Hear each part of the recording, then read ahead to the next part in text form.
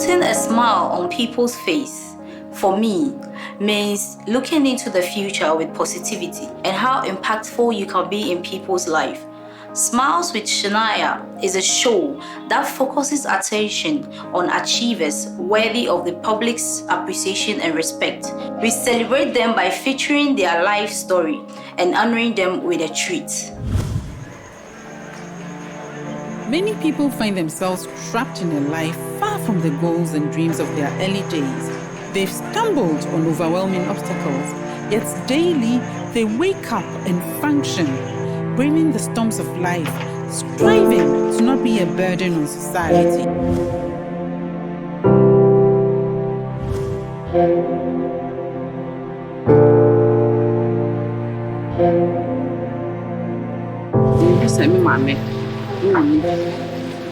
We papa so sa ono so shada ni plans na ni na so sika en shada en wo me so me so a me be ye man fufuro ya man sole anjina me nan so a am wo me kana enya ade a your life be ye Better.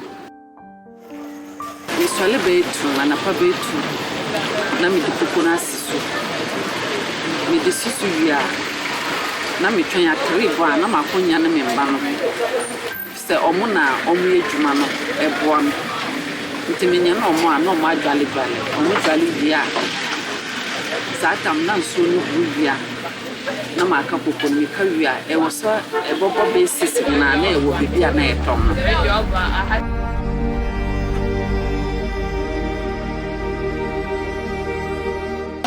Anyone can find death in someone. Let's be the ones to find the goal. Smiles with Shania celebrates women who have been through difficulties and have done something smart to get over them. Instead of being a burden on society or family, we show scenes from how they live, give them a treat, and leave them with a gift. Jumadi away. Yaya de bo nkofo a omo bo mo homoden. Yaya de bo mo abaso say omo ya ade. You take omo off from their duties. E de omo call for treats. Enti na ene no una ye druso. Ye be jiu efi we dwuma nyina na ye no wakoko akoji ye ni kakra. But before that no ye be bo nkomo about senior business na eko any senior osiye wonyamafa. Ye fra wo sen Aisha to Salifu. Unyi we hefa. Pacho baby ayewo me de ayewo me ayi ejura ni maame ne me papa nyina omo na omo de tena ya omo wo okomu nyina no na opese wo nton koko ejura no na said na me maame ne me papa omo me na me omo afa me uncle school nti me papa na wo do nti me maame so ya ekofom ni bi ekoye fom djuma no bi nti tama ye fom djuma na me nyine ye no ana me maame to tela maame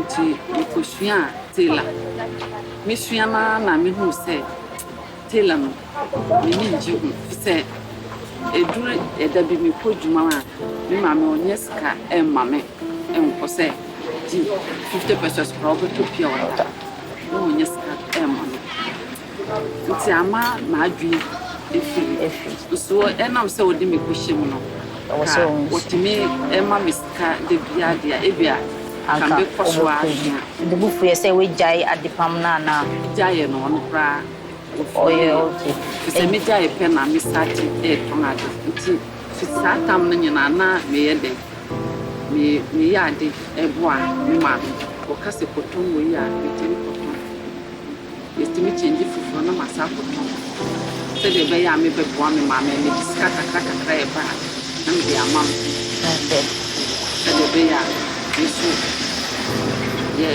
ya kuchire e koton sa na me dia sadiko wale mu me kunu so sa fi se me ba wale na o hyeda enwo bi Yiska. It Miss Wallet tonight. We are not my potom. Pure Tanyana me tongue. Me to point soup. It could taste Kayo Kura Miss Swabby. Miss Swabby.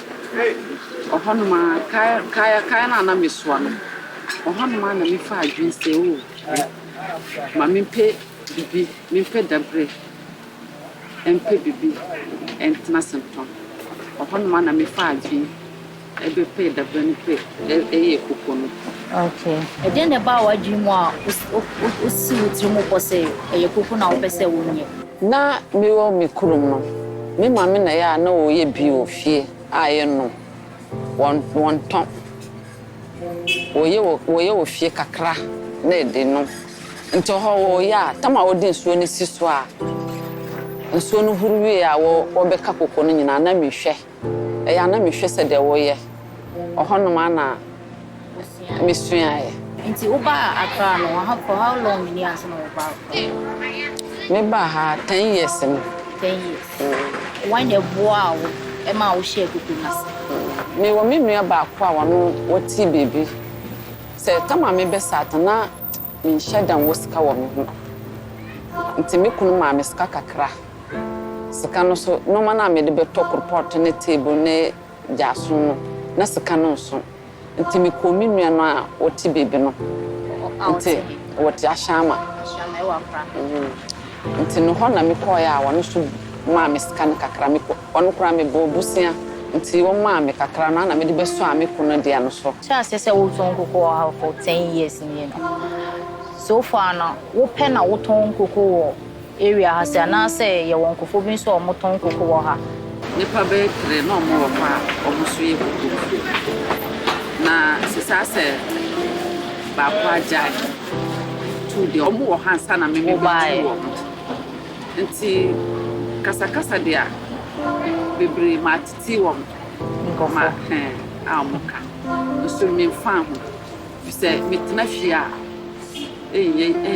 tina me so me de me de fosa me de bia na koko no de ba ha oton ni na e wo ma market abo etimi ba na de bia ye ton etimisa e wo ma na week bi wo ma ti se be 2 days bi na market ni shada ni de ti ton na e bi kakaka na e bi kufi wo ton ade na nsi o to e den na wo ye se ahana na metem na mini pata metna hosa na e bi anso ni ba na me di umbrella akata me ho sana na me fse mini pata umbrella na me di kata me ho no kura en shada ntime en kava no mani so e ya metime kata so metime fa rubber na ma kata so ko juma no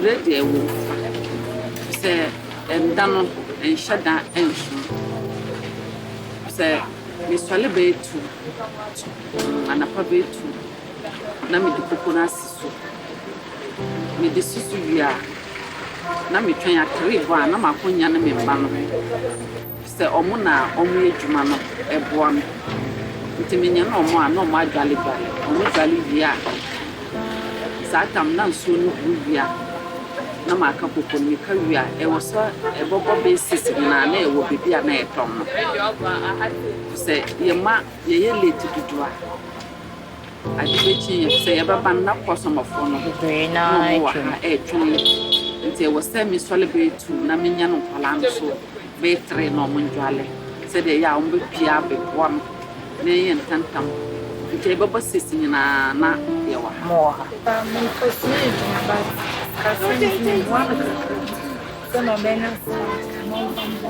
na won kosej ejuma be na wo kwa kosia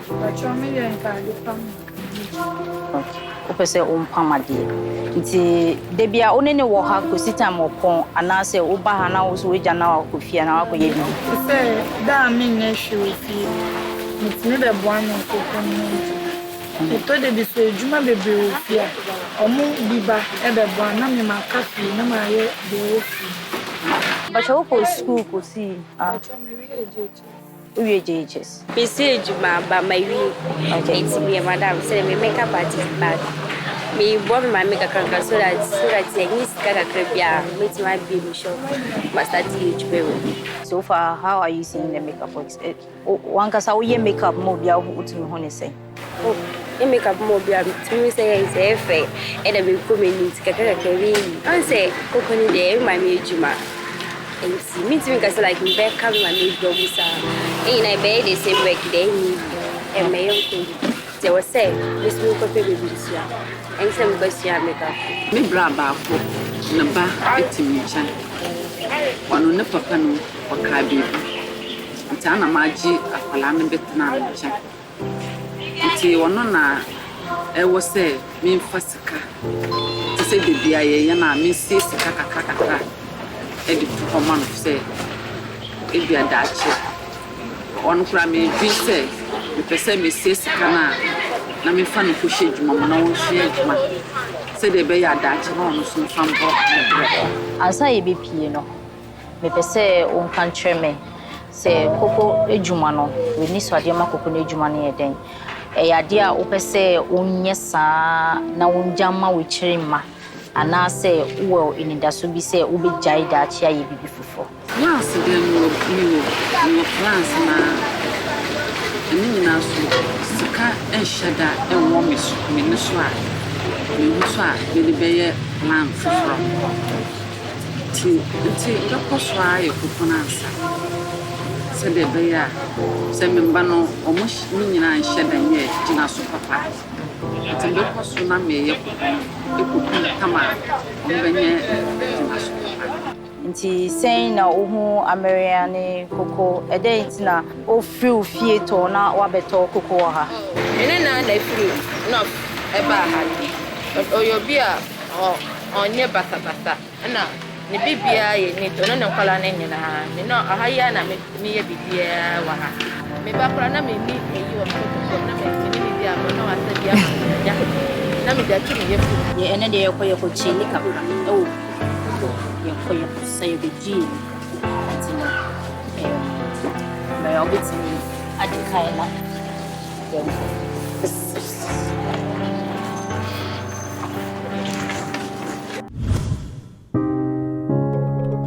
Hello, good morning. Good morning. Here is Chanel Beauty Palace. How may I help you? You are welcome. Thank you very much. And please meet my guest, Aishit. And then we are here for a treat, so we want to know what you can offer us and what you. Wow, good. Aisha, it is a but you wife. Make yourself comfortable. It's you. I say, I dear Mao. Oh, makeup pay. And say the whole body. It's your best start to say your best shampoo till na condition, na massage you come, and I pedicure, na clean you, nasty come and I massage you so that I better relax you. Why?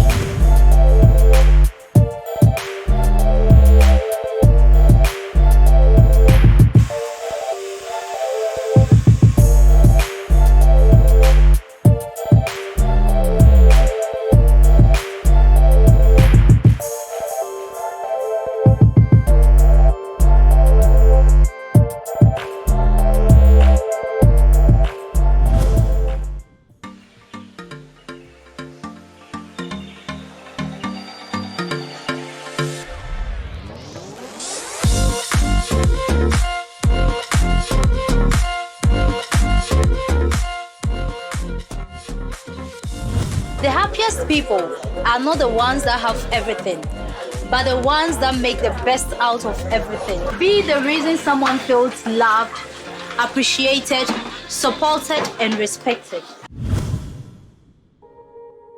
Auntie Aishiti, you say nyama bebre da wakoma so a obese onye ma o business no, but enye na yebetumi hu ana yebetumi aye misisi ya ntino. For the meantime, you know, you say you presenting nyama we ama na umfanshe business mu na fa ye bibia na ya presenting envelope so ama se ne be ya bibi fufuru bi wo ho a obese unto ana se bibia obese umfanye bia na wo de aye ntimi pacho obetumi aso na nti we no mo no eye apron sa wo ton edwane a obehye se ne be ya ohun soile watare na bibia eye tere nti no se ne ya wo ma ne be boa wo ha no obetumi di milenu ama omo na omo hyenti but obetumi bi eye apron ne gloves a yɛde hyɛ nsa wopɛ sɛ womfa adeɛ wɔ agya so a wode bɛhyɛ wo nsa na wode afa adeɛ no wɔ agya so Bachana we swear.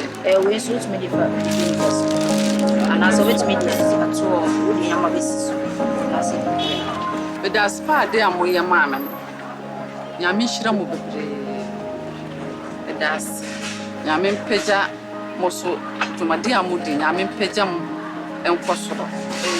ayɛ de aboa ma na me ma mo so mo adwuma no nkɔ so no na de mo so mo pɛn ɛmbe ma ɛsɛ yɛda ase ne wo time a wonya ama yɛn ɛne wo support a tumi de ahyɛ adwuma Small Mishania.